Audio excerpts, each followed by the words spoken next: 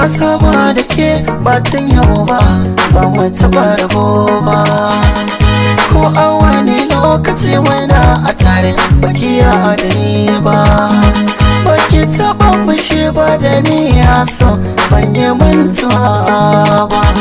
A tare za ku gan mu ko da yaushe, komai a tare za mu yi mu kwashe. Idanuwan mu ko da yaushe bushe, da ba ake gaya mana ko da yaushe.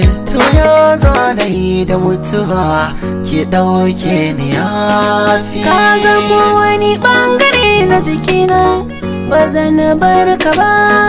Ni na rike ka so na gaskiya ne, ba zan sake ka ba. Idanuwa na daga buɗe su, ba su gane ka ba.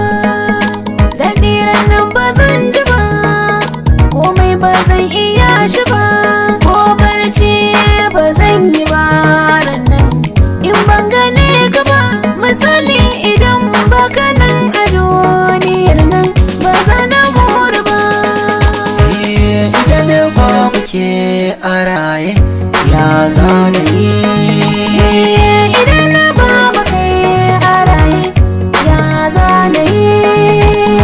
Mu zauna da ke tsawon lokaci abin na da daɗi, mu bata da ke cikin lokaci abun babu daɗi. Ina tuna da kullum kina raina ina jin nishaɗi, salon tafiya na yi sakewa na ƙara da faɗi. Kowa yayyabe ki ina nan sai na ba shi kuɗi, gobar san ki ta kama ni ina za na je. Mai za ya raba ni da kai in ba don rashin rabo. Ni nisa san ka ne ya kama ni har ya yi mantabo. Ni da kai na so mu zaunawa, ko ba taro da kwabo. Duk bakin da zai yi magana mara daɗi kan kashi zan kwabo. Zan kula da kai iya kulawa, gari na har kayo yabawa. In babu kai a raye to ya zan yi ba farin ciki.